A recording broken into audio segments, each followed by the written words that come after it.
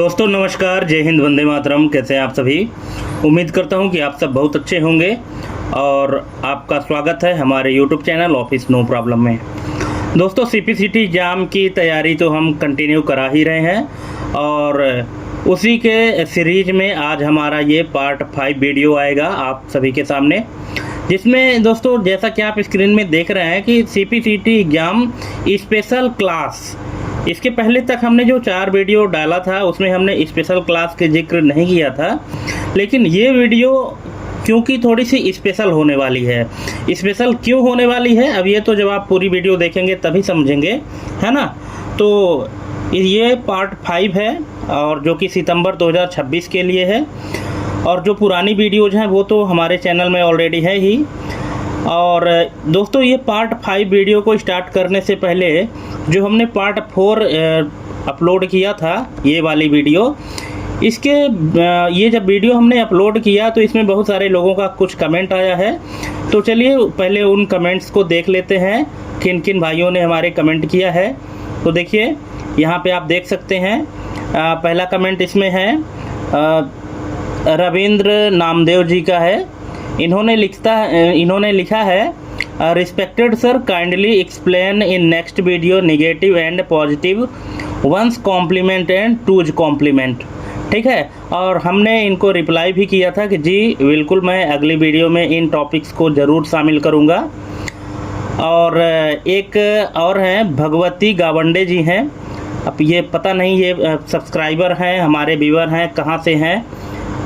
और इन्होंने हमारे पिछले वीडियो जो पार्ट नंबर 4 है उसमें हमने एक क्वेश्चन दिया था कि IPv4 का जो एड्रेस होता है तो कितने बिट का होता है, उसका 32 बिट होता है।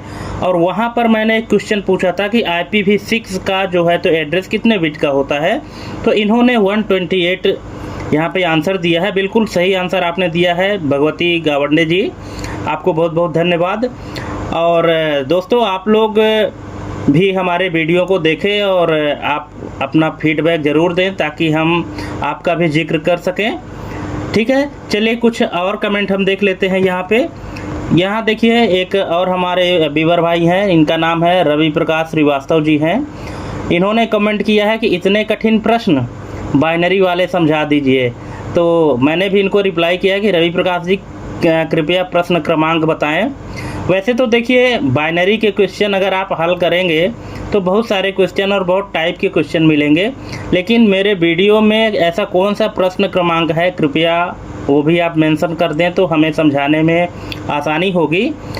और हालांकि अगर आप लोग चाहेंगे तो बाइनरी के लिए हम अलग से भी क्लास लेकर आएंगे जिसमें टोटल बाइनरी के MCQ रहेंगे, कितने टाइप के क्वेश्चन बन सकते हैं किसी भी कॉम्पिटिटिव एग्जाम के लिए, सिर्फ CPCT की बात नहीं करते हैं, है ना। और एक और हमारे व्यूअर हैं राजू मंडलोई जी हैं। इन्होंने लिखा है कि 20 सही सर जी, आपने डेसिमल बताया, बहुत अच्छा लगा। बहुत बहुत धन्यवाद आपको राजू मंडलोई जी, आपने कमेंट किया, आपका कमेंट पढ़कर मुझे भी बहुत अच्छा लगा। और एक और हैं जिन्होंने, इनका नाम तो नहीं लिखा हुआ है इसमें, यूजर YU9Z के करके कुछ है, बाय डिफ़ॉल्ट जो नाम आता है इसमें इन्होंने लिखा है C में भी तो है।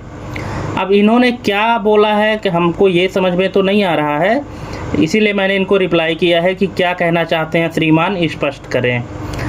तो मैं आप लोगों से कहना चाहूँगा दोस्तों कि अगर आप लोग कमेंट करते हैं तो कृपया ये स्पष्ट किया करें कि आप क्या कहना चाह रहे हैं ताकि हम भी समझ सकें आपकी बात को और आपको एक्सप्लेन भी कर सकें। ठीक है, और अगर आप लोग चाहते हैं और हमारे जो दर्शक अभी हैं आप लोग भी अगर चाहते हैं कि हम आपके नाम का भी जिक्र करें अपने वीडियो में तो प्लीज़ अपना फीडबैक ज़रूर दीजिएगा। ठीक है, मुझे बहुत अच्छा लगा आप लोगों का कमेंट देख करके, पढ़ करके। ठीक है, क्योंकि मुझे भी मोटिवेशन मिलता है यार कि हाँ मेरी मेहनत रंग ला रही है, किसी ना किसी को प्रॉफिट तो हो रहा है। ठीक है, और दोस्तों अभी हम आज की क्लास शुरू करने वाले हैं। ठीक है, और दोस्तों एक चीज़ चाहूँगा कि आप लोग थोड़ा अपना एड्रेस भी बता दें कि आप लोग हमारी वीडियो कहाँ कहाँ से देख रहे हैं, किस किस डिस्ट्रिक्ट से देख रहे हैं, किस स्टेट से देख रहे हैं। मुझे भी खुशी होगी कि हमारे व्यूअर कहाँ कहाँ हैं। ठीक है, तो चलिए आज की वीडियो हम स्टार्ट करते हैं। और दोस्तों इस वीडियो में थोड़ा सा टाइम हो सकता है कि ज़्यादा लग जाए, इसलिए धैर्य बना के रखें, क्योंकि अगर सीखना है तो टाइम तो देना पड़ेगा। क्योंकि हमने पहले ही बताया है कि ये वीडियो आज की जो क्लास है तो स्पेशल होने वाली है। अब किस तरह से स्पेशल होने वाली है, चलिए शुरू करते हैं। तो जैसा कि आप स्क्रीन में पहला क्वेश्चन देख रहे हैं, एक 8 बिट सिस्टम में ऋणात्मक संख्या -1 के लिए 2's कॉम्प्लीमेंट निरूपण क्या होगा। ठीक है, अब देखिए हमने उन क्वेश्चन को भी शामिल किया है, क्योंकि हमारे जो एक फ्रेंड है उन्होंने हमको रिप्लाई किया था, कमेंट किया था कि ऋणात्मक मतलब पॉजिटिव और negative 1s and 2s complement के क्वेश्चन को भी एक्सप्लेन करना है। तो उनके डिमांड के अनुसार हमने यहाँ पे कुछ क्वेश्चन यहाँ पे इंक्लूड किए हैं। बाकी आप लोगों के डिमांड पर भी हम वीडियो बनाएंगे, ठीक है, पर पहले आप लोग अपनी डिमांड तो बताएं। ठीक है, तो यहाँ पे ये क्वेश्चन है कि एक 8 बिट सिस्टम में ऋणात्मक संख्या यानी नेगेटिव नंबर क्या है, -1 है। अब -1 के लिए 2's कॉम्प्लीमेंट का निरूपण क्या होगा। अब यहाँ पे 4 ऑप्शन दिए गए हैं और चारों में से इसका करेक्ट आंसर क्या होगा। तो यहाँ पे पहले हम करेक्ट आंसर देख लेते हैं। अगर आप लोगों को निकालना है इसका आंसर, जिनको आता है, तो आप बिना करेक्ट आंसर देखे निकाल लीजिए वीडियो पॉज करके। उसके बाद फिर मैच करिए कि क्या आपका आंसर सही है या नहीं। और अगर सही नहीं है तो फिर हम इस क्वेश्चन को एक्सप्लेन भी किए हैं, कहाँ पे आपका मिस्टेक हुआ है वो भी आप अच्छे से देख पाएंगे। तो चलिए सबसे पहले इसका करेक्ट आंसर देख लेते हैं क्या होगा। तो इसका करेक्ट आंसर हो जाएगा दोस्तों ऑप्शन नंबर सी। यहाँ पे आप देख सकते हैं 8 टाइम 1 है। ठीक है, अब ये वैसे देखने में समझ में नहीं आता कि आखिर ये 8 टाइम 1 आया कैसे। तो चलिए इसका थोड़ा सा हम एक्सप्लेनेशन देख लेते हैं। ये देखिए हमने क्या बताया है कि 8 बिट सिस्टम में -1 का 2's कॉम्प्लीमेंट इस प्रकार निकाला जाता है। देखिए पहले ये रेड कलर से लिखा है ना, ये सब स्टेप बताए गए हैं कि सबसे पहले हमको क्या करना है, +1 का 8 बिट बाइनरी निकालना है। यहाँ क्वेश्चन में -1 का पूछा है, यानी नेगेटिव नंबर का पूछा है, लेकिन नेगेटिव नंबर का 2's कॉम्प्लीमेंट निकालने का जो स्टेप है वो क्या है कि सबसे पहले उस नंबर का पॉजिटिव में बाइनरी आपको निकालना है। तो 1 का बाइनरी तो 1 ही होता है, आप भी जानते हैं, लेकिन यहाँ पे 8 बिट बोला है, इसलिए हमको 1 के पहले 7 0 ऐड करने पड़ेंगे, तब जाके ये 8 बिट बनेगा। ठीक है, इतना आपने निकाल लिया। अब इतना निकालने के बाद दूसरा स्टेप क्या कहते हैं, सभी बिट्स को उल्टें 1s कॉम्प्लीमेंट बनाना है। उल्टे का मतलब क्या है कि जहाँ जहाँ 0 लिखा है वहाँ 1 लिखना है, और जहाँ 1 है वहाँ क्या 0 लिख देना है। तो आप देख सकते हैं कि ऊपर फर्स्ट स्टेप में 7 0 थे, तो सेकेंड स्टेप में 7 1 आ गए हैं, और वहाँ 1 की संख्या 1 ही है, तो यहाँ पे 0 0 हो गया है, 1 के स्थान पे 1 0। ठीक है, अब इसके बाद तीसरा स्टेप क्या करना है, इसमें 1 जोड़ देना है, और जैसे ही आप 1 जोड़ेंगे तो इसका आंसर यहाँ पे आ जाएगा। ठीक है, तो आई थिंक आप समझ गए होंगे। और इसके बाद भी अगर आपको समझ में नहीं आया है दोस्तों, तो आप प्लीज़ स्पष्ट रूप से कमेंट करिएगा। ठीक है, चलिए नेक्स्ट क्वेश्चन की ओर बढ़ते हैं। दूसरा क्वेश्चन है कि बाइनरी डेटा 11010111 के लिए ऑड पैरिटी बिट क्या होगी ताकि डेटा ट्रांसमिशन सुरक्षित रहे। बहुत ही वेरी मोस्ट इम्पोर्टेंट क्वेश्चन है, इसमें बच्चे अधिकतर फंसते हैं, इसलिए आप लोग ना फंसे। इस क्वेश्चन को आज हम यहाँ से जड़ से उखाड़ के फेंक देंगे, आपको कोई भी टेंशन लेने की ज़रूरत नहीं है। आप देखते ही पहचान जाएंगे कि इसमें ऑड पैरिटी बिट है या इवन पैरिटी बिट है। ठीक है, हालांकि बहुत सारे लोगों को इसका आंसर आता भी होगा, अगर आता है तो कमेंट करें, और नहीं आता तो देख लीजिए कि इसका करेक्ट आंसर क्या हो जाएगा। इसका करेक्ट आंसर होगा ऑप्शन नंबर ए 0। कैसे आया 0, तो इसको चलिए थोड़ा समझ लेते हैं। यहाँ पे आप देखिए पहले इसमें 1 की संख्या गिनते हैं, किसमें जो बाइनरी दिया गया है इसमें पहले क्या करते हैं, 1 की संख्या गिनते हैं। तो ये जो नंबर दिया गया है 1101011, तो यहाँ पे जब हम 1 काउंट किए तो कितने 1 हैं, टोटल 5 हैं। ठीक है, तो 5 1 है।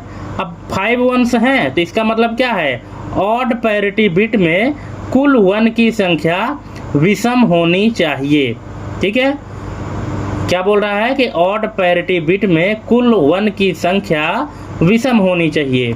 जो नंबर आपने यहाँ पे बाइनरी में दिया है और अगर आपने ऑड पैरिटी बिट पूछा है तो इसका मतलब ये है कि वहाँ पे 1 जब हम काउंट करें तो टोटल 1s की संख्या ऑड होनी चाहिए, यानी विषम संख्या होनी चाहिए। तो जाहिर सी बात है कि यहाँ पे 5 है जो कि एक विषम संख्या है और 5 ठो 1 है तो ये विषम 1 है। ठीक है, सही बात है। अभी 1 की संख्या 5 है यानी विषम है, इसलिए पैरिटी बिट क्या होगा, 0 है। अर्थात भेजा जाने वाला डेटा क्या हो जाएगा, 1 1 0 1 0 1 1 0। ठीक है, अब लास्ट में 0 यहाँ पे क्यों ऐड किया गया है, क्योंकि हमको ऑड पैरिटी बिट भेजना है। ठीक है, इसको थोड़ा और डिटेल में समझते हैं दोस्तों। तो चलिए ये देख लीजिए कि पैरिटी बिट आखिर होती क्या है। बहुत सारे लोगों के मन में क्वेश्चन होगा कि पैरिटी बिट क्या होती है। तो यहाँ पे आप वीडियो पॉज करें और थोड़ा सा इसको देखें कि पैरिटी बिट एक अतिरिक्त बिट होती है जिसे बाइनरी डेटा के साथ इसलिए जोड़ा जाता है ताकि डेटा ट्रांसमिशन के दौरान हुई कुछ एरर्स का पता लगाया जा सके। ठीक है, क्या है, पैरिटी बिट क्या है, एक अतिरिक्त बिट होती है और कुछ नहीं। ठीक है, जैसे हमने यहाँ पर हमने लास्ट में 0 ऐड किया था ना, क्योंकि अगर आप यहाँ पे देखेंगे क्वेश्चन में जो बाइनरी नंबर है तो यहाँ पे कितने हैं, 1 1 0 1 0 1 1, लेकिन जो डेटा भेजा जाएगा तो लास्ट में 1 ठो 0 और लगा दिया जाएगा। ठीक है, इसी को पैरिटी बिट कहते हैं, एक अतिरिक्त बिट जोड़ देते हैं। अब वो अतिरिक्त बिट 0 जुड़ेगा कि 1 जुड़ेगा ये डिपेंड करेगा 1s की संख्या पर, क्योंकि अगर 1s की संख्या ऑड है तो 0 जुड़ेगा और यदि 1s की संख्या इवन है तो वहाँ पे 1 जुड़ेगा। ठीक है, तो यहाँ पे देखिए क्या है, ऑड है तो यहाँ पे 0 जुड़ गया है। ठीक है, तो यहाँ पे आप देखिए क्या लिखा हुआ है कि पैरिटी बिट क्या है, एक अतिरिक्त बिट होती है जिसे बाइनरी डेटा के साथ इसलिए जोड़ा जाता है ताकि डेटा ट्रांसमिशन के दौरान हुई कुछ एरर्स का पता लगाया जा सके। मान लीजिए हमारे पास डेटा क्या है, 1 1 0 1 0 1 1। ठीक है, यही डेटा जो हमने क्वेश्चन में देखा था। इसमें एक की संख्या कितनी है, 5 है। अब हम चाहते हैं कि डेटा में एक की कुल संख्या इवन रहे।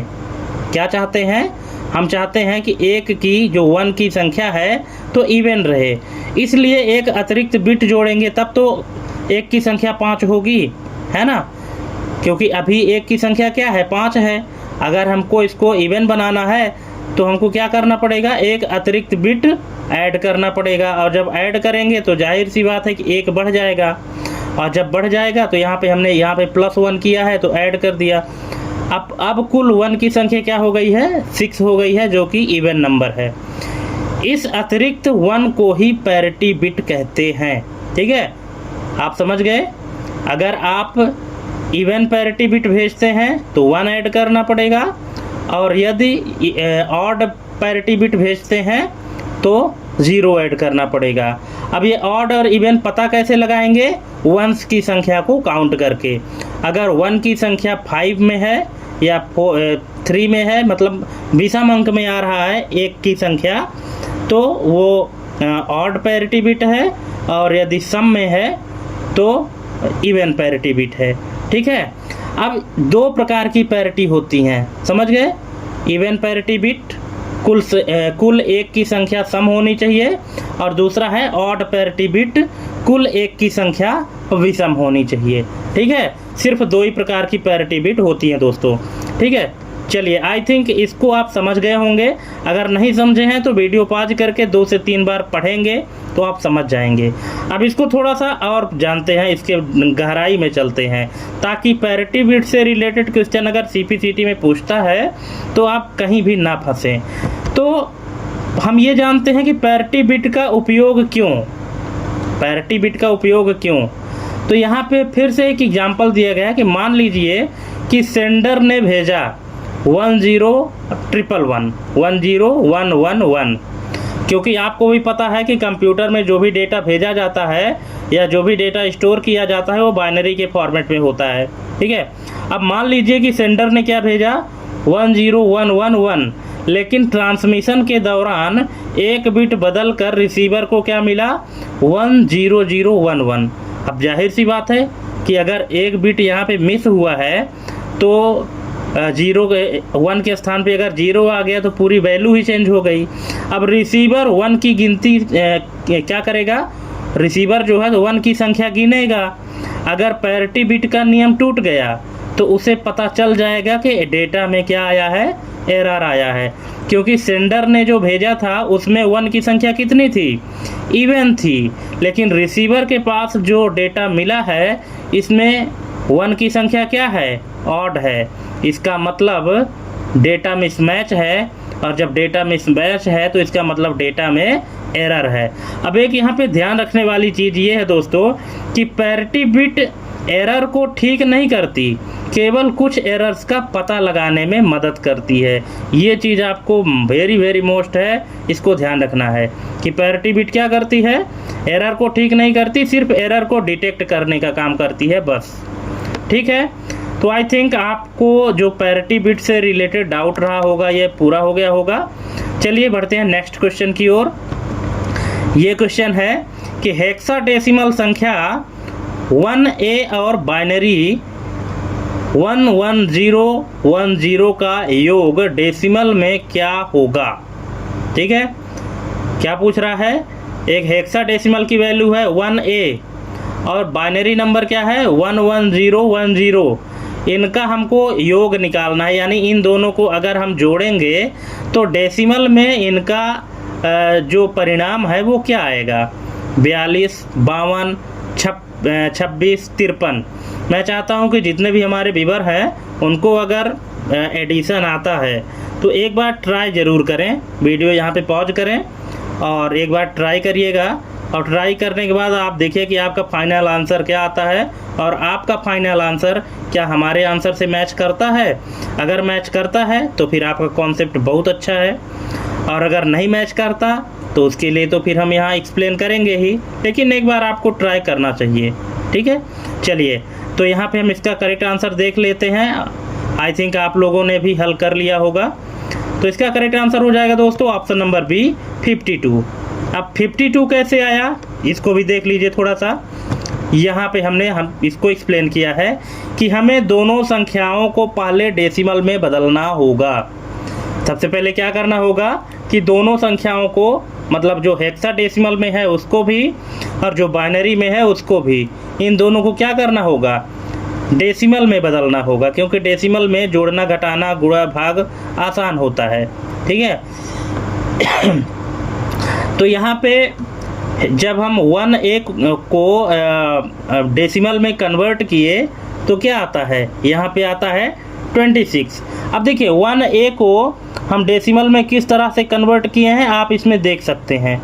ठीक है, कि 1A लिखा हुआ है ना, तो A इंटू 16 की पावर 0 प्लस 1 इंटू 16 की पावर 1, जहाँ 16 की पावर 0 इक्वल टू क्या होता है, 1 होता है। दोस्तों एक बात बताना चाहूँगा कि बाइनरी नंबर सिस्टम या डिजिटल इलेक्ट्रॉनिक्स के नंबर सिस्टम में अगर किसी भी संख्या का पावर 0 है तो उसका मान हमेशा 1 आएगा, ये मत सोचिएगा कि 0 आएगा।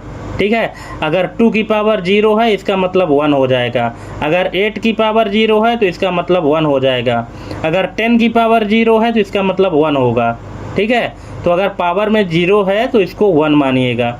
ठीक है, तो यहाँ पे 16 की पावर 0 इंटू A, ठीक है, प्लस 16 की पावर 1 इंटू 1।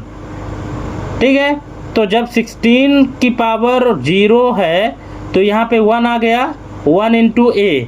अब A का मतलब क्या होता है, हेक्साडेसिमल में A का मतलब होता है 10। अब 10 गुणे 1 बराबर 10 प्लस अब 16 है, क्योंकि 16 के पावर में 1 है, 16 एक कम 16 हो जाएगा, और 16 को जब 1 से गुणा करेंगे तो यहाँ पे भी 16 आ जाएगा। अब इन दोनों को जोड़ देंगे, 16 और धन 10 बराबर क्या आ जाएगा, 26 आ गया। तो हेक्साडेसिमल का मान कितना आया, 1A का मान कितना आया, 26 आया।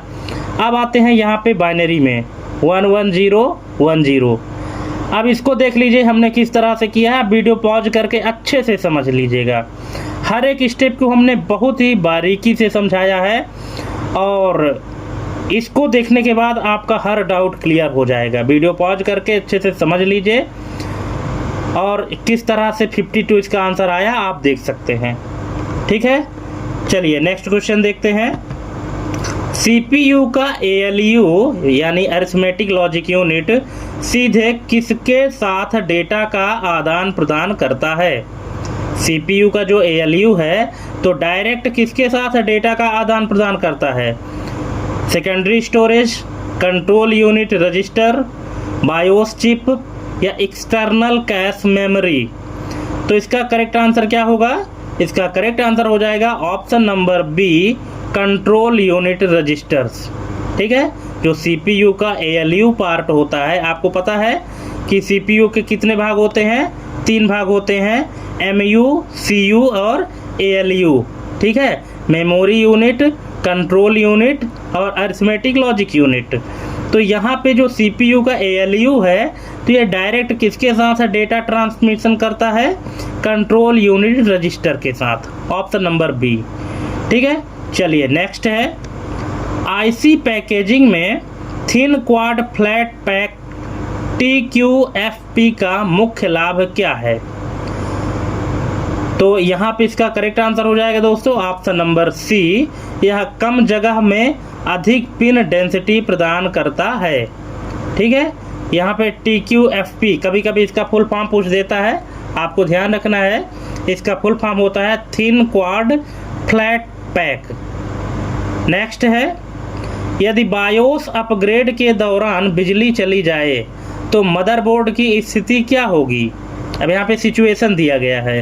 ठीक है, कि मान लीजिए कि कोई बायोस अपग्रेड कर रहा है, ठीक है, और उस दौरान अगर बिजली चली जाती है, पावर कट हो जाता है, तो मदरबोर्ड की स्थिति क्या होगी, बायोस स्वतः रीसेट हो जाएगा, मदरबोर्ड ब्रिक्ड हो सकता है, ऑपरेटिंग सिस्टम बायोस को ठीक कर देगा या कुछ नहीं होगा, वह सुरक्षित रहेगा।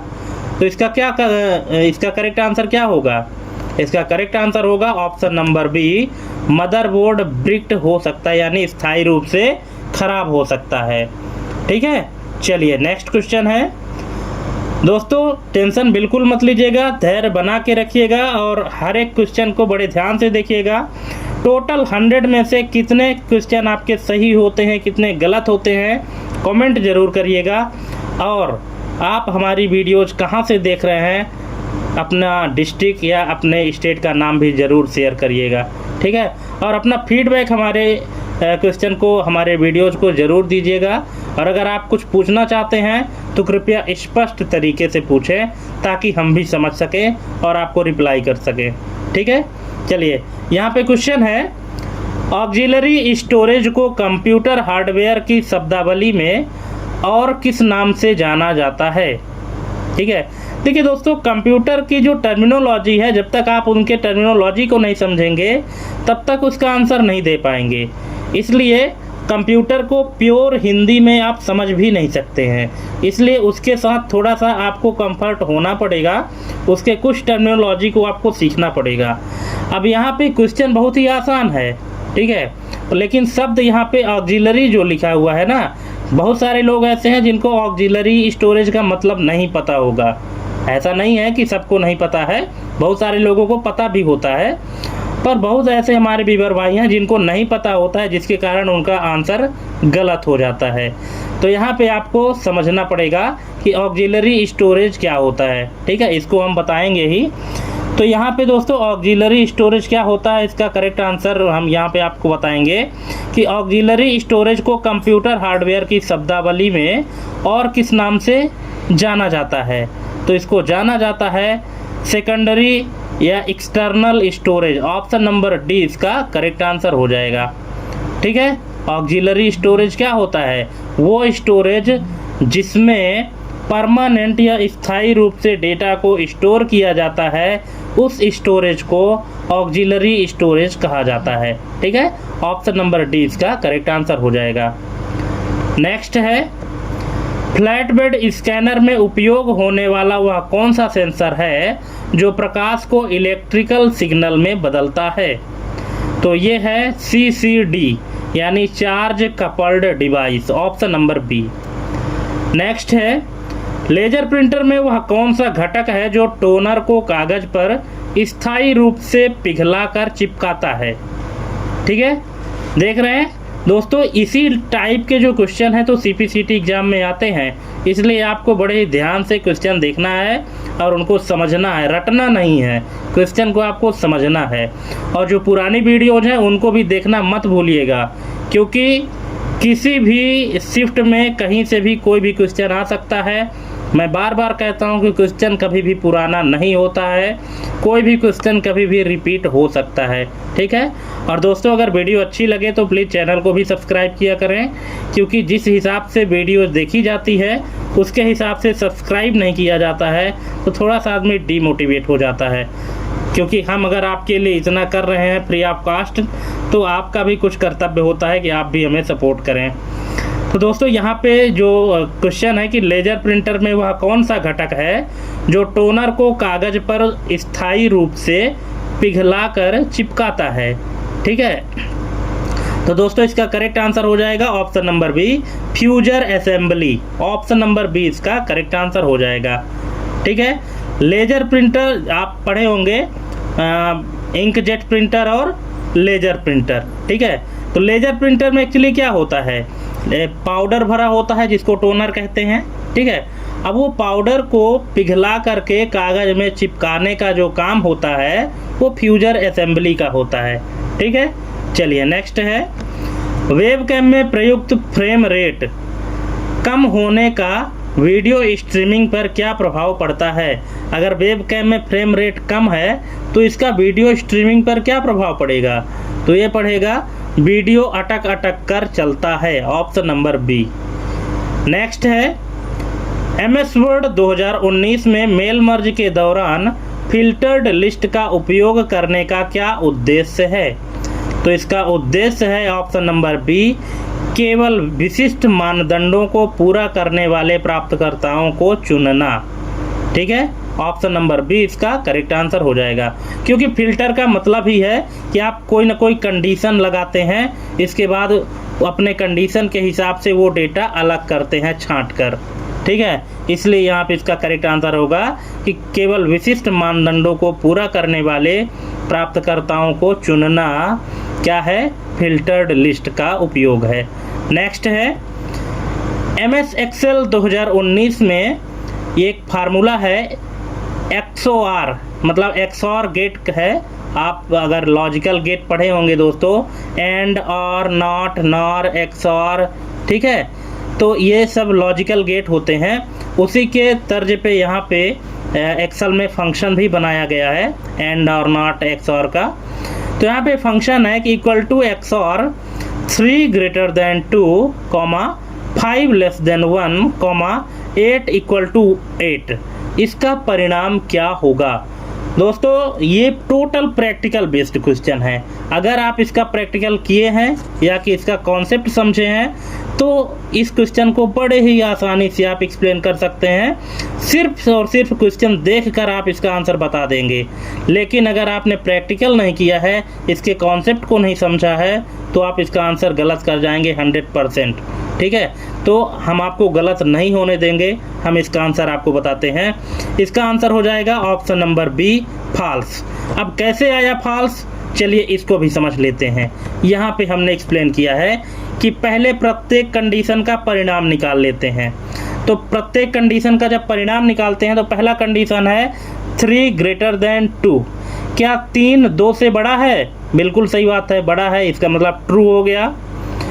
5 लेस देन 1, क्या 5 1 से छोटा है? नहीं, ये गलत है, तो इसका रिजल्ट क्या आएगा? फॉल्स।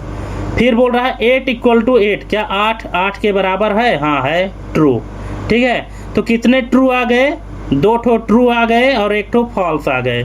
ठीक है, और दोस्तों आपको भी पता होगा कि कंप्यूटर में ट्रू का मतलब होता है 1 और फॉल्स का मतलब होता है 0। ठीक है, तो अगर हम इसको 0 1 के फॉर्मेट में देखें तो यहाँ पे कितने 1 होंगे, यहाँ पे 1 की संख्या 2 और 0 की संख्या 1। तो XOR को क्या मिला, यहाँ पे रिजल्ट मिला ट्रू फॉल्स फॉल्स। अगर इसको हम बाइनरी में देखें तो 1 0 1। ठीक है, अब यहाँ पे ट्रू की संख्या क्या हो गई, 2 हो गई, यानी 1 की संख्या क्या है, 2 हो गई। अब यहाँ पे जो रेड कलर में लाइन लिखी है, बहुत ही इंपॉर्टेंट लाइन लिखी है, इसको अगर आप याद कर लिए तो आप XOR फंक्शन कभी गलत नहीं करेंगे। यहाँ कहता है कि एक्सेल का XOR ट्रू तभी देता है जब ट्रू कंडीशन की संख्या विषम हो। ठीक है, फॉल्स तो देता है लेकिन ट्रू कब देता है, जब ट्रू कंडीशन की संख्या क्या हो, विषम हो। ठीक है, मतलब 1 की संख्या क्या हो, विषम हो, तब क्या रिजल्ट देगा, ट्रू देगा। अगर इसके अलावा कुछ है तो वो क्या रिजल्ट देगा, फॉल्स देगा। तो यहाँ पे ट्रू की संख्या क्या है, 2 है, यानी 2 बार ट्रू आया है, इसका मतलब सम संख्या में आ गया है। और जब सम संख्या में आया है तो इसका रिजल्ट क्या आएगा, फॉल्स आएगा। ठीक है, तो आप इस चीज़ को अच्छे से पढ़ लीजिए, समझ लीजिए, वीडियो पॉज करके, ताकि आपको अच्छे से समझ में आ जाए। ठीक है दोस्तों, चलिए, आई थिंक आप XOR के कॉन्सेप्ट को समझ गए होंगे। अभी और आगे क्वेश्चन करेंगे तो उसमें और क्लियर हो जाएगा। बस आप वीडियो बीच में छोड़ के मत जाइएगा, कंटिन्यू देखिएगा और बिना पॉज किए, मतलब कि आगे बढ़ा के मत देखिएगा, आप कंटिन्यू देखिएगा, स्किप करके मत देखिएगा। नेक्स्ट है, अब यहाँ पे क्वेश्चन है, एक्सेल में बेस 255, 16, 0 सूत्र का आउटपुट क्या होगा। यहाँ पे एक फंक्शन है बेस और कुछ वैल्यू दी गई है 255, 16, 4। अब इसका आउटपुट पूछ रहा है कि इसका आउटपुट क्या। दोस्तों CPCT में इसी तरह के क्वेश्चन आते हैं और इसी तरह के क्वेश्चन में लोग फंस जाते हैं और आंसर नहीं दे पाते हैं, इसीलिए एग्ज़ाम क्रैक नहीं हो पाता है। ठीक है, तो इसका करेक्ट आंसर क्या आप लोगों को पता है? अगर पता है तो कमेंट करिएगा, और अगर नहीं पता है तो एक बार आप निकालने की कोशिश करिए, जिनको निकालना आता है बिना करेक्ट आंसर देखे हुए। वीडियो पॉज कर दीजिए और इसका करेक्ट आंसर पहले निकालने की कोशिश करिए। अगर आप निकाल लेते हैं तो अच्छी बात है, नहीं निकाल पाते हैं तो हम तो बताएंगे ही। ठीक है, तो दोस्तों आई थिंक आप निकाल लिए होंगे। अब चलिए देख लेते हैं कि आपका करेक्ट आंसर और हमारा करेक्ट आंसर मैच करता है या नहीं। तो यहाँ पे करेक्ट आंसर हो जाएगा ऑप्शन नंबर ए, 00FF। इसका आंसर क्या आ जाएगा, 00FF। कैसे आया ये यहाँ पे हमने एक्सप्लेन किया हुआ है। ठीक है, कि सबसे पहले यहाँ पे जो बेस नाम का फंक्शन है, इसका पहले आप सिंटेक्स देख लीजिए। क्या कहता है बेस के अंदर कितने आर्गूमेंट पास हुए हैं, 3 आर्गूमेंट पास होते हैं। पहला आर्गूमेंट होता है नंबर, दूसरा होता है रेडिक्स और तीसरा होता है मिनिमम लेंथ। ठीक है, अब यहाँ पे क्या है कि यह किसी डेसिमल संख्या को दूसरी नंबर सिस्टम बेस में बदलता है। ठीक है, ये बेस फंक्शन क्या करता है कि किसी डेसिमल संख्या को दूसरी नंबर सिस्टम के बेस में बदलता है। अब यहाँ पे क्वेश्चन क्या है, 255 क्या है, एक डेसिमल संख्या है, सही बात है। 16 का क्या है, 16 क्या है, बेस 16 यानी हेक्साडेसिमल। अब 4 क्या है, परिणाम, कम से कम 4 डिजिट का होना चाहिए, 4 डिजिट का होना चाहिए। मतलब जो यहाँ पे नंबर है, कोई भी नंबर हो सकता है 255 के स्थान पर, तो यहाँ पे किसी भी नंबर को किस में बदलना है, ये रेडिक्स में लिखा रहेगा। तो रेडिक्स यहाँ पे अगर 16 लिखा है, इसका मतलब उस नंबर को किस में कन्वर्ट करना है, हेक्साडेसिमल में। अगर मान लीजिए 16 के जगह पे 8 लिखा होता तो आप किस में कन्वर्ट करते, ऑक्टल में कन्वर्ट करते। क्यों? क्योंकि ऑक्टल का बेस वैल्यू क्या है, 8 है। ठीक है, और अगर 2 लिखा होता तो किस में कन्वर्ट होता, बाइनरी में होता। ठीक है, चलिए इसके बाद फिर क्या है, मिनिमम लेंथ। अब मिनिमम लेंथ जो आएगा, जो इसका परिणाम आएगा, तो कम से कम कितने डिजिट का होना चाहिए, तो वो यहाँ पे नंबर लिखा है कि 4 डिजिट में हमको रिजल्ट चाहिए। अब चलिए इस क्वेश्चन को सॉल्व करते हैं। अब 255 डेसिमल को पहले हेक्साडेसिमल में बदलते हैं। तो 255 को हेक्साडेसिमल में कैसे बदलते हैं, किसी भी डेसिमल नंबर को हेक्साडेसिमल में बदलने के लिए क्या करते हैं, हेक्साडेसिमल के बेस से डिवाइड करते हैं। तो जब हम 255 को 16 से भाग देंगे तो भागफल क्या आएगा, 15, और शेषफल क्या आएगा, 15 आएगा। मतलब भागफल भी 15 और शेषफल भी 15। तो हेक्साडेसिमल में 15 का मतलब क्या होता है, f होता है। इसलिए 255 का क्या हो जाएगा, 15-15 हो जाएगा। ठीक है, 15-15 हो जाएगा, क्योंकि आप शेषफल और भागफल और शेषफल दोनों को एक क्रम में जब लिखेंगे तो 15-15 हो गया। लेकिन फार्मूला में मिनिमम लेंथ क्या दिया गया है, 4 दिया गया है। इसलिए एक्सेल शुरुआत में 2 जीरो लगाएगा ताकि कुल 4 कैरेक्टर्स हो जाएं। इसलिए FF को किस तरह से लिखा जाएगा, 00FF। ठीक है, आई थिंक इसको भी आप लोग समझ गए होंगे अच्छे से, और नहीं समझे हैं तो एक बार फिर से वीडियो प्ले करके देखिएगा, आपको अच्छे से समझ में आएगा। ठीक है, चलिए नेक्स्ट क्वेश्चन देखते हैं। एक्सेल में बबल चार्ट में तीसरा डेटा क्या दर्शाता है, यानी थर्ड डेटा वैल्यू क्या दर्शाता है, तो ये दर्शाता है बुलबुले का आकार, यानी साइज ऑफ द बबल। जो बबल की संख्या, वो साइज होती है, वो दिखाता है तीसरा डेटा। ठीक है, बबल चार्ट में। नेक्स्ट है, एक्सेल रिबन में इंसर्ट टैब पर जाने के लिए अल्ट के साथ कौन सी कुंजी दबानी होती है। क्या बोल रहा है, एक्सेल में, एक्सेल रिबन में इंसर्ट टैब पर जाने के लिए अल्ट के साथ कौन सी कुंजी दबानी होती है, तो ये है Alt+N, option number B. Next है, एक्सेल में पेस्ट स्पेशल के माध्यम से वैल्यूज पेस्ट करने की शॉर्टकट कुंजी क्या है। दोस्तों आप लोग नॉर्मल पेस्ट यूज किए होंगे, कितने लोगों ने इस पेस्ट स्पेशल का यूज किया है एक्सेल में, कमेंट ज़रूर करिएगा। अगर आपने पेस्ट स्पेशल का यूज किया है तो आप अपना नाम और आप कहां से देख रहे हैं ये ज़रूर कमेंट करिएगा, और आपने इस पेस्ट स्पेशल का यूज करके क्या किया है ये भी बताइएगा। ठीक है, तो यहाँ पे पूछ रहा है कि एक्सेल में पेस्ट स्पेशल के माध्यम से वैल्यूज पेस्ट करने की शॉर्टकट कुंजी क्या है, तो इसका करेक्ट आंसर हो जाएगा ऑप्शन नंबर डी, ए और सी दोनों। ए में क्या है, Ctrl+Alt पर V और इसके बाद फिर V, और सी में क्या है, Alt+E+S+V। तो ए और सी इनका आंसर दोनों हो जाएगा, ऑप्शन नंबर डी। नेक्स्ट है, मैच फंक्शन में यदि मैच टाइप को -1 सेट किया गया है तो डेटा किस क्रम में होना चाहिए, तो ये होना चाहिए अवरोही क्रम, यानी डिसेंडिंग ऑर्डर में होना चाहिए। ऑप्शन नंबर बी इसका करेक्ट आंसर हो जाएगा।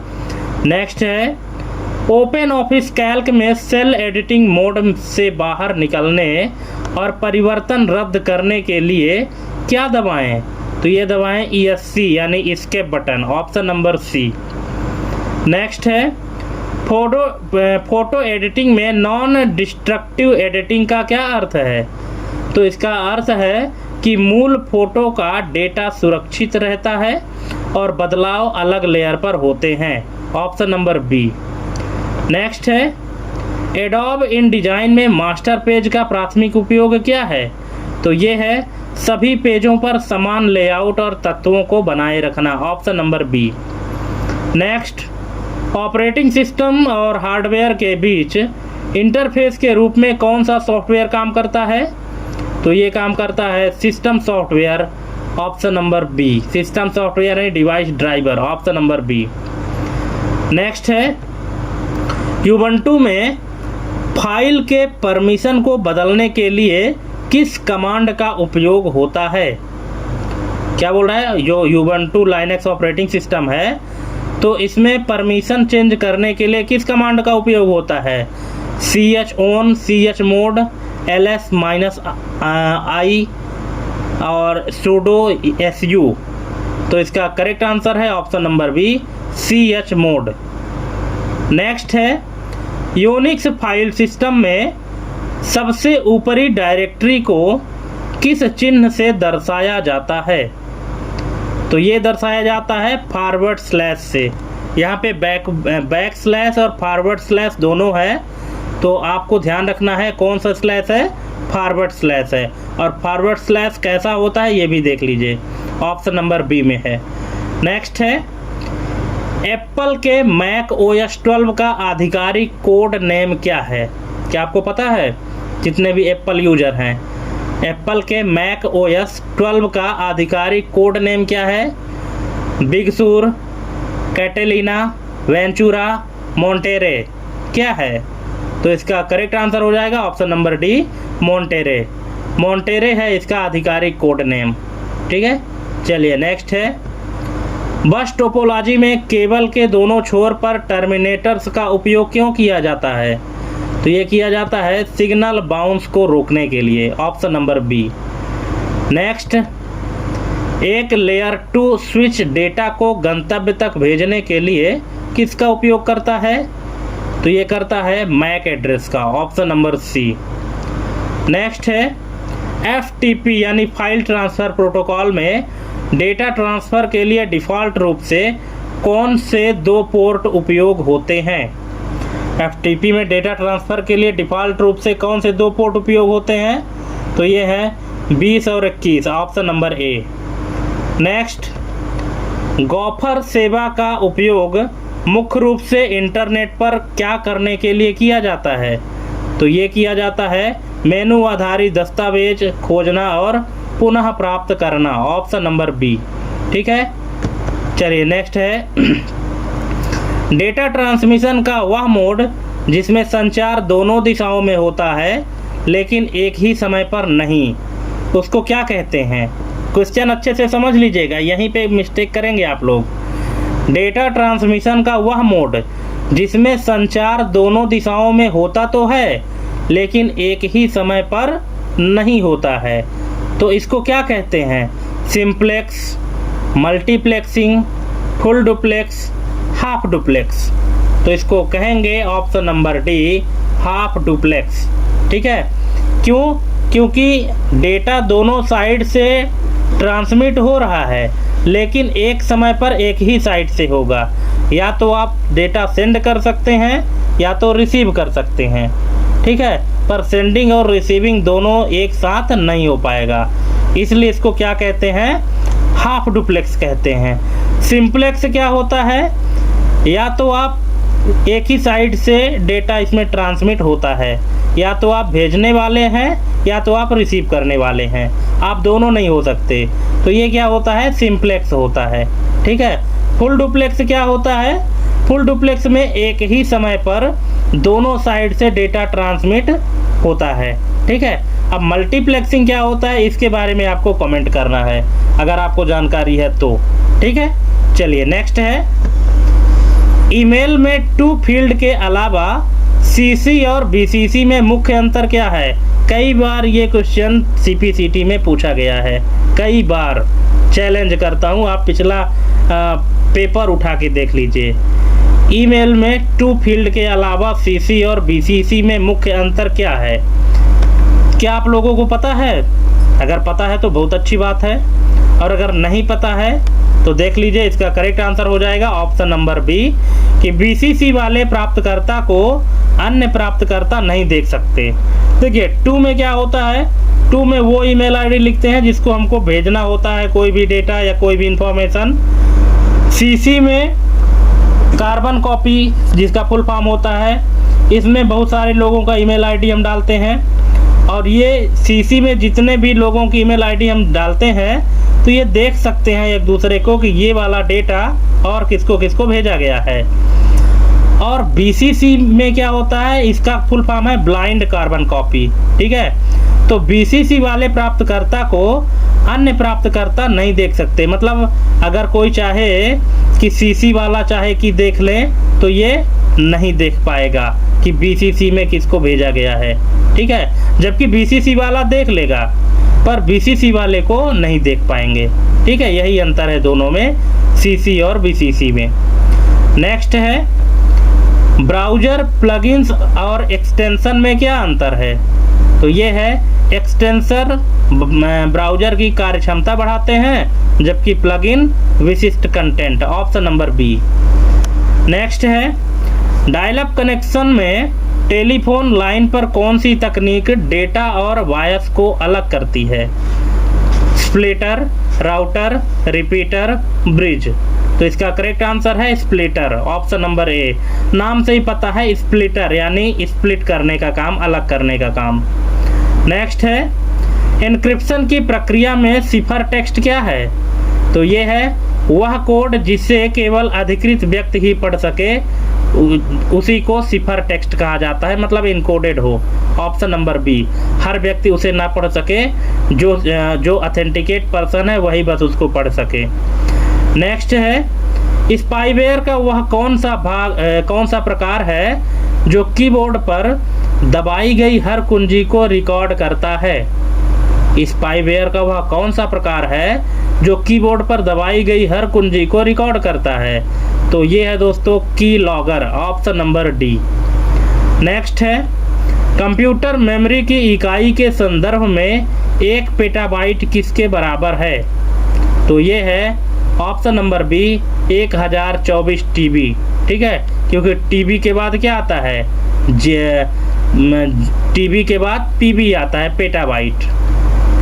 नेक्स्ट है बाइनरी संख्या 1010111 को हेक्साडेसिमल में बदलें।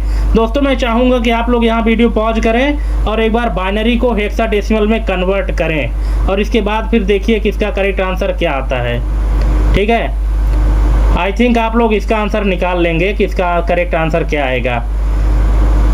तो आई थिंक आप लोग इसका आंसर निकाल लिए होंगे। चलिए मिलाते हैं कि आपका जो आंसर आया है और हमारा जो आंसर है, क्या दोनों मैच करते हैं। अगर मैच करते हैं तो बहुत अच्छी बात है, नहीं मैच करते हैं तो हम एक्सप्लेनेशन बताएंगे कि कहाँ पे आपने मिस्टेक किया है। तो इसका करेक्ट आंसर हो जाएगा ऑप्शन नंबर ए 57 यानी 57, ठीक है। इसका करेक्ट आंसर हो जाएगा। कैसे आया ये देख लीजिए, यहाँ पे हमने एक्सप्लेन किया है कैसे। अगर बाइनरी को हेक्साडेसिमल में कन्वर्ट करना है तो क्या करेंगे, दाईं तरफ से 4 बिट्स का समूह बनाइए। क्या बोल रहा है कि दाईं तरफ से 4 बिट का समूह बनाइए, जो भी डेटा दिया गया है बाइनरी में। आखिर 4 बिट का ही क्यों बनाना है, क्योंकि हेक्साडेसिमल की जो मैक्सिमम वैल्यू है बाइनरी में वो क्या है 1111, 15 है और 15 की बाइनरी क्या होती है 1111, 4 बार 1 होता है, ठीक है। तो इसीलिए हमको कितने समूह बिट के समूह में बनाना पड़ेगा 4 के। तो चलिए दाईं तरफ से बनाना शुरू करते हैं। तो जब दाईं तरफ से हम बनाए तो पहला ग्रुप हमारा बना 0111 और दूसरा ग्रुप क्या बना 101, लेकिन हमको कितना चाहिए 4 चाहिए। अब बाईं तरफ केवल 3 बिट हैं, इसलिए शुरुआत में एक 0 लगा देंगे ताकि वो भी 4 बिट में बन जाए। अब 2 हमारे पास बन गए हैं, ठीक है। अब देखिए 2 यहाँ पे समूह बन गए, हमारे पास 2 ग्रुप बन गए। एक ग्रुप है हमारा 0111 और दूसरा है 0101, ठीक है। अब इन दोनों को हम क्या निकालेंगे, इनका डेसिमल निकालेंगे। तो 0101 इसका जो डेसिमल होगा वो क्या होगा 5 होगा, और जो 0111 है इसका डेसिमल क्या होगा 7 होगा। इसलिए इसका जो आंसर है वे आ जाएगा 57, ठीक है। और इसको हम यहाँ 57 इसको पढ़ते हैं और इसको हम बेस में क्या लिखेंगे 16 लिख देंगे, ठीक है। चलिए अब दोस्तों यहाँ पे हम एक चीज़ आपको और बताना चाहेंगे। ये देखिए डेसिमल नंबर 0 से लेके 15 तक का जो बाइनरी है वो आपको याद होना चाहिए। अगर आप कॉम्पिटिटिव एग्ज़ाम में बैठते हैं या CPCT के एग्ज़ाम देने जाते हैं तो 0 से लेके 15 तक का बाइनरी आपको रटा होना चाहिए, ठीक है। और आप देख लीजिए कि किस तरह से यहाँ पे हमने इसको बाइनरी को बनाया है। 0 का तो 0 0 0 ही होता है, 1 का होता है 1। यहाँ पे चूँकि हमको 4 डिजिट में बनाना था इसलिए हमने 0 लगा दिया है, तो यहाँ पे 0 0 1 हो गया। अब 2 का देखिए क्या होता है, 1 0 होता है, ठीक है। फिर देखिए किस सीक्वेंस में बन रहा है। अगर हम 1 से बात करें या 0 से बात करें तो पहले 0, फिर 1, फिर 1 0, फिर 1 1, फिर 1 0 0, फिर 1 0 1, फिर 1 1 0, फिर 1 1 1, फिर 1 0 0 0, फिर 1 0 0 1, फिर 1 0 1 0, 1 0 1 1, 1 1 0 0, 1 1 0 1, 1 1 1 0 और 1 1 1 1। अब बाकी और कुछ खेल नहीं है दोस्तों, बस इतने का ही खेल है, ठीक है। आप अगर इस कॉन्सेप्ट को समझ गए तो बाइनरी नंबर सिस्टम या कि डिजिटल इलेक्ट्रॉनिक्स में जो भी नंबर सिस्टम है वो निकालना आपके लिए आसान हो जाएगा थोड़ा सा, ठीक है। चलिए नेक्स्ट क्वेश्चन देखते हैं। DBMS में ट्रंकेट कमांड किस श्रेणी के अंतर्गत आता है? DML, DDL, DCL या TCL? तो ये आता है DDL, data definition language, option number B. Next है SQL में डिलीट और ड्रॉप कमांड में क्या अंतर होता है? क्या आपको पता है? SQL में स्ट्रक्चर्ड क्वेरी लैंग्वेज में डिलीट और ड्रॉप कमांड में क्या अंतर होता है? तो इसका करेक्ट आंसर है ऑप्शन नंबर बी। डिलीट क्या हटाता है? रिकॉर्ड हटाता है, और ड्रॉप पूरी टेबल संरचना को ही हटा देता है। ड्रॉप कमांड जो है तो पूरे टेबल के स्ट्रक्चर को डिलीट कर देता है, और डिलीट क्या करता है? सिर्फ रिकॉर्ड को हटाता है, उसमें जो डेटा इंसर्ट रहता है उसको। नेक्स्ट है .tar फाइल एक्सटेंशन का क्या मतलब है और इसका उपयोग क्यों होता है? तो इसका करेक्ट आंसर है ऑप्शन नंबर बी। यह एक टेप आर्काइव है जो कई फाइलों को एक फाइल में बंडल करता है, ऑप्शन नंबर बी। नेक्स्ट है RGB कलर मॉडल में 255, 255, 255 मान किस रंग को दर्शाता है? दोस्तों वेरी मोस्ट इम्पोर्टेंट क्वेश्चन। हालांकि अभी तक जितने भी क्वेश्चन हम आपको बताए हैं सभी इम्पोर्टेंट ही हैं, लेकिन ये एक ऐसा क्वेश्चन है कि इस क्वेश्चन को एक बार अगर आपने अच्छे से समझ लिया ना तो फिर RGB कलर मॉडल का कैसा भी क्वेश्चन आए आप एक झटके में हल कर देंगे। लेकिन ध्यान से देखिएगा कैसे, ठीक है। सबसे पहले यहाँ पे दिया गया है RGB कलर मॉडल में 3 ठो वैल्यू दी गई है, 255, 255, 255। अब ये अगर हम इस तरह से कलर कोडिंग करते हैं तो ये कोड किस रंग को प्रदर्शित करता है? सफ़ेद, काला, लाल या नीला, वाइट, ब्लैक, रेड या ब्लू? तो दोस्तों इसका करेक्ट आंसर हो जाएगा ऑप्शन नंबर ए, वाइट। कैसे? अब यहाँ पे थोड़ा इसको हम एक्सप्लेन करते हैं। ये देख लीजिए कि RGB में 3 वैल्यूज होती हैं। RGB, R का मतलब रेड, G का मतलब ग्रीन और B का मतलब ब्लू। ब्लैक मत समझिएगा, ठीक है ना। यहाँ पे B का मतलब क्या है? ब्लू है। अब यहाँ पे जो वैल्यू है वो देखिए, ये जो 255 दिया गया है ना प्रत्येक के लिए, R बराबर 255, G बराबर 255 और B बराबर 255, ये अधिकतम मात्रा है। रेड की अधिकतम मात्रा क्या है? 255। ग्रीन की अधिकतम मात्रा क्या है? 255। B की अधिकतम मात्रा क्या है? 255। मतलब 255 से अधिक नहीं होगा। तो जब RGB यानी red plus green plus blue तीनों की मात्रा 255 होती है तो रंग क्या हो जाता है? सफ़ेद हो जाता है, ठीक है। आपको यहाँ पे 256 नहीं मिलेगा, 257 नहीं मिलेगा, क्योंकि 255 क्या है? अधिकतम मात्रा है। हाँ, 0 से लेकर के 255 के बीच का ही नंबर मिलेगा, उससे अधिक नहीं मिलेगा, ठीक है। अब यहाँ पे ये कुछ याद रखने वाली चीज़ें हैं। यहाँ आप देख लीजिए कि मान लीजिए आपके क्वेश्चन में आया है RGB और ब्रैकेट में लिखा है 0,0,0, तो आप ध्यान रखिएगा कि 00 किसको रिप्रेजेंट करता है? ब्लैक को रिप्रेजेंट करता है, और जो 255 है ये वाइट को, ठीक है। अगर 0 है मतलब ब्लैक है, और अधिकतम संख्या है यानी 255 255 255 है, इसका मतलब कि वाइट है। ठीक है, अब यहाँ पे देखिए कि ये RGB का जो कलर मॉडल है ना, तो इसी सीक्वेंस में होता ही है। R से रेड, G से ग्रीन और B से ब्लू। अब मान लीजिए कि यहाँ पे ब्रैकेट में है कि 255,0,0, इसका मतलब कौन सा कलर आएगा? तो पहली वैल्यू क्या है? R, इसका मतलब क्या आएगा? लाल कलर आएगा। अब दूसरा है 0,255,0, तो इस यहाँ पे कौन सा कलर आएगा? ग्रीन आएगा। क्यों? क्योंकि बीच में क्या लिखा है RGB के? G लिखा है, और G मतलब ग्रीन होता है, और ग्रीन की मैक्सिमम वैल्यू 255 है और बाकी वैल्यू 00 है, इसलिए यहाँ पे ग्रीन कलर आएगा। इसके बाद आता है दोस्तों 00255, तो यहाँ पे चूँकि R और G दोनों क्या हो चुके हैं? 0 हो चुके हैं, और ब्लू का जो मैक्सिमम वैल्यू है वो क्या है? 255 है, इसलिए यहाँ पे क्या होता है? नीला कलर आएगा। क्वेश्चन में इस तरह से पूछ देता है कि इक्वल टू RGB में 0,255,0, अब यहाँ पे कौन सा कलर आएगा? Red, green, blue, black, white जो भी है। ठीक है, तो वहाँ फिर आपको ये ट्रिक याद रखना है, तो आप अच्छे से समझ पाएंगे।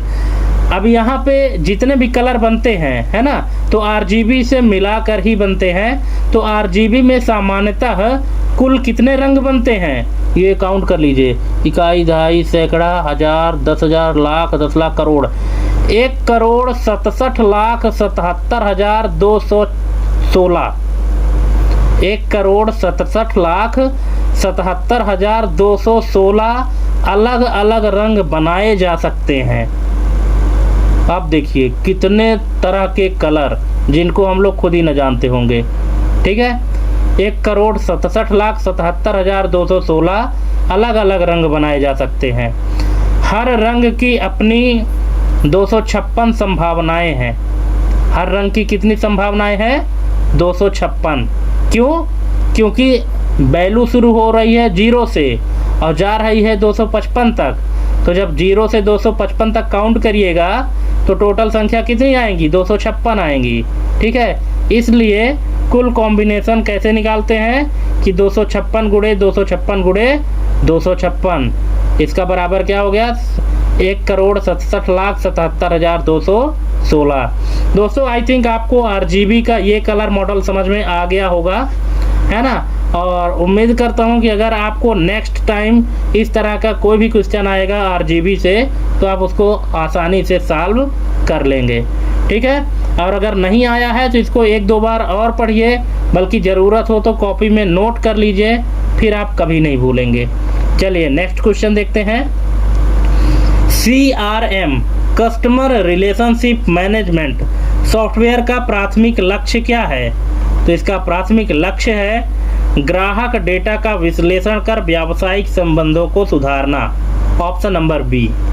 नेक्स्ट है, अब यहाँ पे -15 का 1's कॉम्प्लीमेंट 8 बिट में क्या होगा? -15 का 1's कॉम्प्लीमेंट 8 बिट में क्या होगा? दोस्तों जिस तरह से हमने क्वेश्चन नंबर फर्स्ट क्वेश्चन में हमने निकाला था ना, उसी तरह से आपको यहाँ भी निकालना है। तो देखिए क्या हो जाएगा इसका करेक्ट आंसर। पहले तो आप खुद ही कोशिश करिए कि इसका करेक्ट आंसर क्या होना चाहिए, और जब आप निकाल लीजिएगा तो आप मैच करिएगा, क्या आपके द्वारा निकाला गया आंसर और मेरा आंसर दोनों मैच करता है। अगर मैच करता है तो अच्छी बात है, नहीं मैच करता है तो हम यहाँ पे एक्सप्लेन करेंगे। और आई थिंक आप निकाल भी चुके होंगे, तो चलिए मिलाते हैं आपका आंसर और मेरा आंसर। तो मेरा आंसर है ऑप्शन नंबर ए 11110000, मतलब 4 टाइम 1 है और 4 टाइम 0 है। ये इसका करेक्ट आंसर होगा -15 का 1's कॉम्प्लीमेंट। कैसे आया है ये देख लीजिएगा। वही प्रक्रिया है, अगर आप किसी भी नेगेटिव नंबर का कॉम्प्लीमेंट निकालते हैं दोस्तों, तो सबसे पहले उस नंबर का पॉजिटिव नंबर का बाइनरी पहले आपको निकालना पड़ेगा। ठीक है, चूँकि यहाँ पे -15 था, इसलिए आपको +15 का पहले बाइनरी निकालना है, और इसके बाद फिर सभी बाइनरी को उलट देना है ना। मतलब जहाँ 0 है वहाँ 1 कर देना है, जहाँ 1 है वहाँ पे 0 कर देना है। तो +1 की बाइनरी निकली है 0 0 0 0 1 1 1 1। इसका वंस कॉम्प्लीमेंट जब निकाले हैं तो जहाँ 0 था वहाँ हमने 1 कर दिया है, और बस यही इसका क्या है, वंस कॉम्प्लीमेंट है निगेटिव नंबर का। ठीक है, चलिए नेक्स्ट है, सीपीयू में इंस्ट्रक्शन पॉइंटर या प्रोग्राम काउंटर का क्या तात्पर्य है या क्या कार्य है। सीपीयू में इंस्ट्रक्शन पॉइंटर या प्रोग्राम काउंटर का क्या कार्य है। तो इसका कार्य है अगले निष्पादित होने वाले निर्देश का पता रखना, यानी जो एग्जीक्यूट होने वाले प्रोग्राम है उनका एड्रेस स्टोर करके रखता है कौन, प्रोग्राम काउंटर या इंस्ट्रक्शन पॉइंटर। नेक्स्ट है, किस स्टोरेज डिवाइस को ऑक्सिलरी स्टोरेज नहीं माना जाता है। अब देखिए क्वेश्चन थोड़ा सा यहाँ पे घुमाया है दोस्तों। ठीक है, किस स्टोरेज डिवाइस को ऑक्सिलरी स्टोरेज नहीं माना जाता। HDD, RAM, SSD, pen drive. अब दोस्तों अगर आपको यहाँ पे ऑक्सिलरी स्टोरेज का मतलब पता होगा तो आंसर आपके सामने है, क्योंकि हमने इसके पहले ही बताया है कि ऑक्सिलरी स्टोरेज कौन से स्टोरेज होते हैं। ठीक है, चलिए तो इसका करेक्ट आंसर क्या होगा, ऑप्शन नंबर बी, रैम। कैसे होगा, यहाँ पे आप देख लीजिए कि ऑक्सिलरी स्टोरेज क्या है, वे डिवाइसेस आते हैं ऑक्सिलरी स्टोरेज के अंतर्गत जिनका उपयोग डेटा को स्थायी रूप से स्टोर करने के लिए किया जाता है। ठीक है, चलिए नेक्स्ट है, बायोस को अपडेट करने के लिए इस्तेमाल होने वाले EEPROM का पूर्ण रूप क्या है। अब देखिए डायरेक्ट EEPROM ना पूछ करके क्या बोल दिया कि बायोस को अपडेट करने वाले या अपडेट करने के लिए इस्तेमाल होने वाले EEPROM का पूर्ण रूप क्या है। तो इसका क्या है, option number D, electrically erasable programmable रोम, यानी रीड ओनली मेमोरी। नेक्स्ट है, एक उच्च गुणवत्ता वाले लेजर प्रिंटर का रिजोल्यूशन किस में मापा जाता है, PPM, LPI, DPI, BPS। तो ये मापा जाता है DPI, dots per inch, option number C. Next है, यहाँ पे एक फंक्शन दिया गया है MS Excel 2019 में, equal to and 10 greater than 5, 8 less than 3। इसका परिणाम क्या होगा, ट्रू आएगा, एरर आएगा, फॉल्स आएगा, नल आएगा, क्या आएगा। क्या आपने इसका इस तरह का प्रैक्टिकल किया है। अगर किया होगा तो आपको आंसर पता होगा, और अगर नहीं किया होगा तो फिर यहाँ हम बताएंगे। ठीक है, तो इसका करेक्ट आंसर हो जाएगा दोस्तों ऑप्शन नंबर सी, फॉल्स। कैसे, ये देख लीजिए। सबसे पहले एंड फंक्शन के बारे में जानिए कि एंड फंक्शन तभी ट्रू देता है जब सभी कंडीशंस ट्रू हो। मतलब जितनी भी कंडीशन दी गई है अगर सभी कंडीशन ट्रू होंगी तभी ये ट्रू रिजल्ट देगा। अगर दी गई कंडीशन में से कोई भी एक कंडीशन फॉल्स होती है तो एंड फंक्शन कभी भी ट्रू रिजल्ट नहीं देगा। अब यहाँ पे इसका हम निकालते हैं जब कि 10 ग्रेटर देन 5, क्या 10 बड़ा है 5 से, तो बिल्कुल बड़ा है, सही बात है, ट्रू है। अब दूसरा कंडीशन है 8 लेस देन 3, क्या 8 3 से छोटा है, नहीं भाई बड़ा है, लेकिन यहाँ पे बोला गया है कि 8 जो है तो 3 से छोटा है, तो यहाँ फॉल्स हो गई कंडीशन। अब यहाँ एक कंडीशन फॉल्स है इसलिए इसका सही उत्तर क्या आ गया, फॉल्स आ गया, क्योंकि एक ही कंडीशन ट्रू है। अगर दोनों ट्रू होती तो फिर इसका रिजल्ट ट्रू आता, लेकिन अगर यहाँ पे एक कंडीशन ट्रू एक फॉल्स है तो इसका रिजल्ट फॉल्स आएगा। अब यहाँ पे एंड गेट्स में इसको एंड फंक्शन में याद रखने की ट्रिक आप देख लीजिए। एंड फंक्शन के अंदर ट्रू रिजल्ट कब आएगा, जब अंदर के सभी कंडीशन ट्रू होंगे, और फॉल्स कब आएगा, अगर कोई भी एक कंडीशन फॉल्स हो गई या सभी कंडीशन फॉल्स हो गए तो हमेशा रिजल्ट इसका फॉल्स ही आएगा। ठीक है, एंड बराबर सभी शर्तें सही होनी चाहिए। एंड का मतलब क्या है, एंड फंक्शन मतलब जितने भी कंडीशन है वो क्या होनी चाहिए, ट्रू होनी चाहिए, तभी इसका रिजल्ट ट्रू आएगा, अदरवाइज फॉल्स आएगा। चलिए नेक्स्ट क्वेश्चन है, इंडेक्स फंक्शन का सिंटैक्स क्या है? तो ये है ऑप्शन नंबर बी, इंडेक्स, इसके बाद अरे, फिर कॉमा रो नंबर, फिर कॉमा कॉलम नंबर। नेक्स्ट है Ubuntu लिनक्स में sudo कमांड का क्या अर्थ है? तो इसका अर्थ है सुपर यूजर डू, प्रशासक के रूप में कार्य करना, option number B. Next, Apple के मैक ओएस के किस वर्जन का कोड नेम हाई सिएरा है? एप्पल के मैक ओएस के किस वर्जन का कोड नेम हाई सिएरा है? तो ये है Mac OS 10.13, option number D. Next, star topology में यदि हब खराब हो जाए तो नेटवर्क पर क्या असर पड़ेगा? तो ये पड़ेगा, पूरा नेटवर्क ठप हो जाएगा, ऑप्शन नंबर डी। नेक्स्ट है, OSI मॉडल की किस लेयर पर स्विच और मैक एड्रेस कार्य करते हैं? तो ये करते हैं layer 2 data link layer, option number B. Next है, डायल अप कनेक्शन की अधिकतम सैद्धांतिक गति क्या होती है? 56 kbps, 1 mbps, 128 kbps या 2 mbps? तो इसका करेक्ट आंसर हो जाएगा ऑप्शन नंबर ए, 56 kbps। इसको थोड़ा सा समझ लीजिए, यहाँ पे 56 kbps। अब यहाँ पे देखिए 56 kbps, kbps का फुल फॉर्म होता है किलो बिट्स पर सेकेंड। अब यहाँ पे एग्जाम में खास ध्यान रखें, अगर kbps में स्मॉल b है और कैपिटल B है तो दोनों को इंटरचेंज कभी मत कीजिएगा, क्योंकि अगर स्मॉल b है तो इसका मतलब बिट होता है और अगर कैपिटल B है तो इसका मतलब बाइट होता है। ठीक है, तो ये kbps को आपको ध्यान रखना है। ठीक है, तो यहाँ पे 1 बाइट बराबर 8 बिट होता है। ठीक है, इसलिए 56 kbps बराबर 56/8 बराबर 7 kbps। अगर किलो बाइट पर सेकेंड निकालेंगे तो 7 किलो बाइट पर सेकेंड आएगा, पर अगर किलो बिट्स में निकालेंगे तो 56 kbps यानी 56 किलो बिट्स पर सेकेंड है। तो यहाँ पे kbps में भी आपको ध्यान देना पड़ेगा कि B आपका कैपिटल है या स्मॉल है। ठीक है, चलिए नेक्स्ट है, ई लर्निंग में LMS का पूर्ण रूप क्या है? तो ये है learning management system, option number ए इसका करेक्ट आंसर हो जाएगा। नेक्स्ट है, DBMS में DDL का कार्य क्या है? तो इसका कार्य है डेटाबेस के स्ट्रक्चर को परिभाषित करना। जो डेटाबेस का स्ट्रक्चर बनेगा, टेबल बनेगा, उसको डिफाइन करने का काम करेगा कौन? DDL। नेक्स्ट है, बाइनरी संख्या 1111 का 2's कॉम्प्लीमेंट क्या होगा?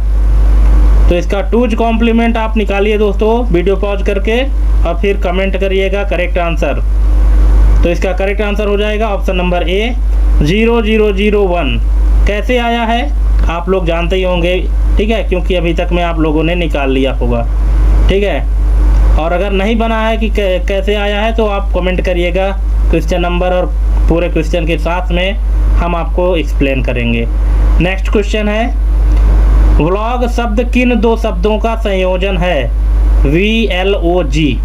व्लॉग आप लोग यूज करते होंगे ना, तो किन दो शब्दों का संयोजन है? किन दो शब्दों के कॉम्बिनेशन से बना है व्लॉग?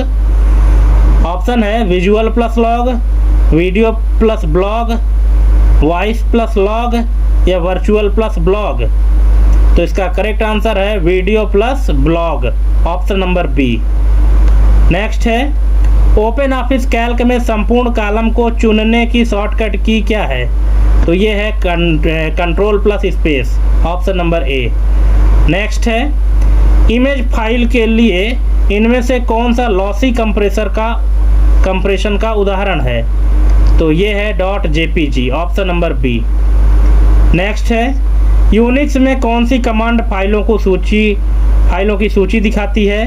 तो ये है ls command, option number B. Next है, ईमेल एड्रेस में @ चिन्ह के बाद आने वाले भाग को क्या कहते हैं? User name, host IP, protocol name या डोमेन नेम? इसको कहते हैं domain name, option number D. @ के बाद आप जो भी लिखते हैं उसको @ कहते हैं। ठीक है, और एक ईमेल ID में एक ईमेल आईडी एड्रेस में सिर्फ एक ही @ होता है, ये भी आपको ध्यान रखना है। नेक्स्ट है डेटाबेस में क्रिएट टेबल किस प्रकार की कमांड है, तो ये है DDL, data definition language, option number D. Next Excel 2019 में डिफ़ॉल्ट रूप से कितनी वर्कशीट होती है, तो ये होती है 1, ऑप्शन नंबर बी। यहाँ एक्सेल 2019 पूछ रहा है, अगर एक्सेल 2007 पूछता तो यहाँ पे डिफ़ॉल्ट रूप से 3 वर्कशीट होती हैं, पर 2019 में बाय डिफ़ॉल्ट एक ही वर्कशीट होती है। नेक्स्ट है वह कौन सा नेटवर्क डिवाइस है जो 2 अलग अलग प्रोटोकॉल वाले नेटवर्क को जोड़ता है, गेटवे, ब्रिज, स्विच, हब, तो ये है गेटवे, ऑप्शन नंबर ए। क्या पूछ रहा है, कौन सा नेटवर्क डिवाइस है जो 2 अलग अलग प्रोटोकॉल वाले नेटवर्क को जोड़ता है, तो गेटवे है। नेक्स्ट है ऑपरेटिंग सिस्टम का कर्नेल क्या है, तो ये है OS का मुख्य भाग जो हार्डवेयर और सॉफ्टवेयर के बीच संचार कराता है, ऑप्शन नंबर बी। नेक्स्ट है बाइनरी संख्या 0110 का वंस कॉम्प्लीमेंट क्या है, क्या आप इसको निकाल पाएंगे? बिल्कुल ट्राई करिएगा, आप निकाल लेंगे। इसका करेक्ट आंसर है ऑप्शन नंबर ए 1001। चलिए नेक्स्ट है कंप्यूटर में पैरिटी बिट का मुख्य उद्देश्य क्या है, data encryption, error detection, data compression या प्रोसेसिंग स्पीड बढ़ाना।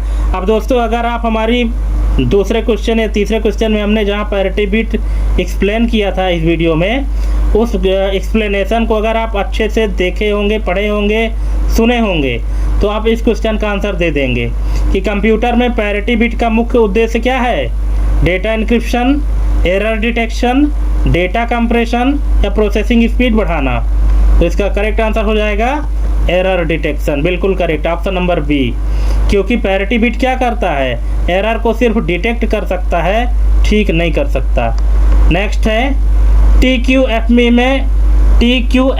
में Q का अर्थ क्या है, आप देखिए यहाँ पे आ गया ना TQFP का फुल फॉर्म, तो इसका करेक्ट आंसर हो जाएगा क्वाड, ऑप्शन नंबर सी। इसके बारे में थोड़ा सा और जान लीजिए, क्या है TQFP यानी थिन क्वाड फ्लैट पैकेज, एक प्रकार का IC मतलब इंटीग्रेटेड सर्किट का फिजिकल पैकेज है। यह वह बाहरी पैकेज या ढांचा है जिसमें इलेक्ट्रॉनिक चिप्स को रखा जाता है और जिसके चारों तरफ पिंस होती हैं। आप देख सकते हैं नीचे हमने एक चित्र भी दिखाया है, ठीक है। थिन मतलब क्या होता है, पैकेज की ऊंचाई कम यानी पतला, है ना। क्वाड मतलब चारों तरफ की पिंस या लीड्स। फ्लैट मतलब पैकेज सपाट या चपटा होता है, और पैकेज यानी यहाँ पे IC को रखने और बाहर से कनेक्ट करने वाला पैकेज। तो ये थिन, क्वाड, फ्लैट पैकेज तीनों चारों का अर्थ हमने आपको यहाँ पे बता दिया। नेक्स्ट है बायोस सेटिंग को स्टोर करने के लिए किस चिप का उपयोग होता है जो बैटरी से चलती है, तो ये है CMOS, option number B. Next है MS वर्ड में मेल मर्ज की प्रक्रिया का तीसरा चरण सामान्यतः क्या होता है। अच्छा दोस्तों, ये जो क्वेश्चन है बायोस सेटिंग को स्टोर करने के लिए किस चिप का उपयोग होता है जो बैटरी से चलती है, तो इसका आंसर है CMOS। यहाँ पे दोस्तों आपको कमेंट करना है क्वेश्चन नंबर 69 में CMOS का फुल फॉर्म क्या होता है। जितने लोगों को पता है, जितने लोग कमेंट करेंगे तो हम अपने अगले वीडियो में उन सभी का नाम जिक्र करेंगे, उन सब के बारे में बताएंगे इन लोगों ने कमेंट किया है, ठीक है, अपने वीडियो में दिखाएंगे। CMOS का फुल फॉर्म आपको कमेंट करना है, ठीक है। चलिए नेक्स्ट क्वेश्चन है, देख लेते हैं कि MS वर्ड में मेल मर्ज की प्रक्रिया में तीसरा चरण या तीसरा स्टेप क्या होता है, तो ये होता है प्राप्तकर्ताओं का चयन करना, option number B, recipients list का सिलेक्शन करना। नेक्स्ट है एक्सेल में XOR 101, इसका परिणाम क्या होगा, ट्रू, फॉल्स, 1 वैल्यू। अब इसके पहले जो XOR हमने एक्सप्लेन किया था उसको अगर आप समझ गए होंगे तो इसका आंसर आप निकाल लेंगे, क्या होगा, बिल्कुल इसका राइट आंसर होगा फॉल्स, ऑप्शन नंबर बी। क्यों, क्योंकि यहाँ पे रीजन हमने फिर से बताया है। वहाँ पर अगर आपको समझ में ना आया हो तो इसको पढ़ के देख लीजिए, आप समझ जाएंगे। ठीक है, क्योंकि यहाँ पे ट्रू की जो संख्या है वो क्या है, सम है, और XOR जो है तो ट्रू रिजल्ट कब देता है, जब ट्रू की संख्या ऑड होती है, लेकिन यहाँ पे इवन है। ठीक है, चलिए नेक्स्ट है, एक्सेल में मैच टाइप 0 का उपयोग क्यों किया जाता है? ये किया जाता है एग्जैक्ट मैच के लिए, माने सटीक मिलान के लिए, ऑप्शन नंबर बी। नेक्स्ट है, ओपन ऑफिस कैल्क में फाइल का एक्सटेंशन क्या होता है? तो ये होता है .ods, option number B. Next है, इनमें से कौन सा सिस्टम सॉफ्टवेयर का उदाहरण है? तो ये है Linux, option number C. Linux चूँकि क्या है, एक ऑपरेटिंग सिस्टम है, और ऑपरेटिंग सिस्टम एक सिस्टम सॉफ्टवेयर होता है। बाकी जितने हैं वो सभी एप्लीकेशन सॉफ्टवेयर हैं। नेक्स्ट है, डेबियन लिनक्स में नए सॉफ्टवेयर पैकेज इंस्टॉल करने के लिए किस टूल का उपयोग होता है? तो ये होता है APT यानी advanced package tool, option number A. Next है, एप्पल के मैक OS 13 का नाम क्या है? क्या आपको पता है एप्पल के मैक OS 13 का नाम क्या है? वेंचुरा, मोंटेरे, बिग सुर या मोजेव? तो इसका करेक्ट आंसर है Ventura, option number A. Next है, नेटवर्किंग में नोड्स किसे कहा जाता है? ये कहते हैं नेटवर्क से जुड़े किसी भी डिवाइस को नोड्स कहते हैं, चाहे वो कंप्यूटर हो, प्रिंटर हो, लैपटॉप हो, कुछ भी हो, है ना।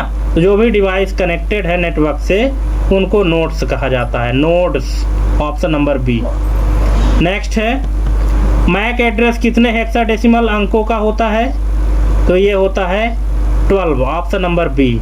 ठीक है, यहाँ पे आप देख लीजिए, हमने यहाँ पे इसको एक्सप्लेन भी किया है, हेक्साडेसिमल में पूछा है। ठीक है ना, वैसे तो बिट में अगर पूछता तो 48 बिट का होता है जो मैक एड्रेस होता है, लेकिन अगर हेक्साडेसिमल में पूछ दे तो 12 का होता है। ठीक है, क्योंकि 12 चौके 48 होता है। ठीक है, तो इसलिए इसका जो करेक्ट आंसर हो जाएगा ऑप्शन नंबर यहाँ पे बी हो जाएगा 12। आप इसको और अच्छे से पढ़ के समझ लीजिए, आप समझ जाएंगे। अगर इसके बाद भी समझ में नहीं आता है तो पूछ लीजिएगा कमेंट करके। नेक्स्ट है, ईमेल में टू फील्ड में अधिकतम कितने प्राप्तकर्ता जोड़े जा सकते हैं? क्या दोस्तों आप लोगों ने इस तरह का एक्सपेरिमेंट किया है? जो टू फील्ड है, जब किसी को मेल करते हैं तो टू में ईमेल आईडी लिखते हैं, तो अधिकतम हम कितने ईमेल आईडी लिख सकते हैं टू फील्ड में? अगर आपने ऐसा एक्सपेरिमेंट किया है तो प्लीज़ कमेंट करिएगा, और ये भी बताइए कि आप कितने अधिकतम फील्ड लिख पाए थे। क्या उसके बाद और कोई मतलब ईमेल आईडी ना लिखाता? तो इसका करेक्ट आंसर हो जाएगा ऑप्शन नंबर सी, कि मेल सर्वर की सीमा पर निर्भर करता है। मतलब टू में आप कितने प्राप्तकर्ता के नाम जोड़ सकते हैं, इसकी कोई सीमा नहीं है, ये डिपेंड करता है कि मेल सर्वर और सर्विस प्रोवाइडर पर, ऑप्शन नंबर सी। नेक्स्ट है, स्पाईवेयर से बचने के लिए किसका उपयोग करना चाहिए? ये करना चाहिए एंटी स्पाईवेयर या एंटीवायरस सॉफ्टवेयर का, ऑप्शन नंबर बी। नेक्स्ट है, डेसिमल संख्या 100, मतलब डेसिमल संख्या ये क्या है, 100 है, इसको ऑक्टल में बदलना है, तो इसका करेक्ट आंसर क्या होगा? इसका करेक्ट आंसर आएगा 144, ऑप्शन नंबर ए। कैसे आएगा ये देख लीजिए, वीडियो पॉज करके अच्छे से समझ लीजिएगा। इसके बाद भी नहीं आया होगा समझ में तो फिर हम आपको बताएंगे कि कैसे इसका करेक्ट आंसर आया है। ठीक है, चलिए नेक्स्ट है, DBMS में ड्रॉप कमांड का उपयोग करने पर क्या होता है? तो ये होता है टेबल की संरचना और डेटा दोनों स्थायी रूप से हट जाते हैं, ऑप्शन नंबर बी। नेक्स्ट है, कॉन्फ़िगरेशन फाइल में .cfg को सामान्यतः किसके द्वारा पढ़ा जा सकता है? तो ये पढ़ा जा सकता है किसी भी साधारण टेक्स्ट एडिटर जैसे नोटपैड द्वारा, ऑप्शन नंबर बी। नेक्स्ट है, RGB कलर कोड। अब देखिए यहाँ पे क्वेश्चन आ गया ना कि RGB कलर कोड 0, 255 और 0 कौन सा रंग आएगा? एक झटके में आप बता देंगे क्या आएगा? बिल्कुल ग्रीन आएगा, ऑप्शन नंबर सी, हरा। क्यों?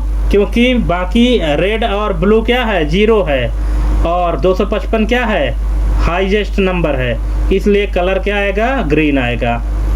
नेक्स्ट है गोफर को किस विश्वविद्यालय में विकसित किया गया था? तो यह किया गया था मिनेसोटा विश्वविद्यालय। आखिर ये गोफर है क्या, इसको जान लीजिए। गोफर एक इंटरनेट प्रोटोकॉल या इंफॉर्मेशन रिट्रीवल सिस्टम था जिसे यूनिवर्सिटी ऑफ मिनेसोटा में विकसित किया गया था। किस यूनिवर्सिटी में? University of Minnesota. ये है कहाँ? तो ये है मिनियापोलिस मिनेसोटा यूएसए। कब डेवलप किया गया? 1991, इसी के आसपास। और मुख्य उद्देश्य क्या था? इंटरनेट पर डॉक्यूमेंट्स और इंफॉर्मेशन को मेनू बेस्ड तरीके से उपलब्ध कराना, ये इसका काम था। ऑप्शन नंबर 20 का करेक्ट आंसर हो जाएगा। नेक्स्ट है बाइनरी में 1000 माइनस 0001 का मान क्या होगा? अब यहाँ पे बाइनरी सब्ट्रैक्शन की बात कर रहा है। ये दो नंबर हैं बाइनरी में, इनको अगर आप सब्ट्रैक्ट करते हैं तो इसका रिजल्ट क्या आएगा? तो इसका रिजल्ट, अगर आपको बाइनरी सब्ट्रैक्शन आता है तो एक बार करके देखिएगा, और नहीं आता है तो हम बताएंगे। इसका करेक्ट आंसर हो जाएगा ऑप्शन नंबर ए 01111, मतलब 0 और 3 टाइम 1। और कैसे आया है यहाँ पे आप देख लीजिए, हमने पूरा डिटेल में बताया है दोस्तों। आप वीडियो पॉज करके हर एक चीज़ एक पढ़ लेंगे अगर आप एक बार, तो फिर आप कोई भी बाइनरी सब्ट्रैक्शन कर सकते हैं। इसके बाद भी अगर आपको समझ में नहीं आया है तो आप कमेंट करके पूछिएगा, ठीक है? लेकिन एक बार इसको अच्छे से पढ़ लीजिएगा। चलिए नेक्स्ट है सीपीयू की गति मापने के लिए किस इकाई का उपयोग होता है? तो ये होता है GHz यानी gigahertz, option number B. Next है वेबकैम में प्रयुक्त इंटरपोलेटेड रिजोल्यूशन का क्या अर्थ है? तो इसका अर्थ है सॉफ्टवेयर द्वारा बढ़ाया गया कृत्रिम resolution, option number B. Next MS Word 2019 में मेल मर्ज के लिए डेटा सोर्स क्या हो सकता है? तो ये उपरोक्त सभी है। Excel file, access database, Word table, मतलब कि कहीं से भी लिया जा सकता है। नेक्स्ट है एक्सेल में एंड एक फंक्शन है और इसमें वैल्यू है ट्रू, फॉल्स, ट्रू। इसका आउटपुट क्या होगा? ट्रू होगा, फॉल्स होगा, नल होगा, 1 होगा। इतने अच्छे से हमने एंड को एक्सप्लेन किया था, तो इसका आंसर क्या होगा? ये होगा फॉल्स, ऑप्शन नंबर बी। क्यों? क्योंकि एक ही कंडीशन ट्रू, मतलब ये दो ही कंडीशन ट्रू हो रही है ना, एक फॉल्स हो रही है।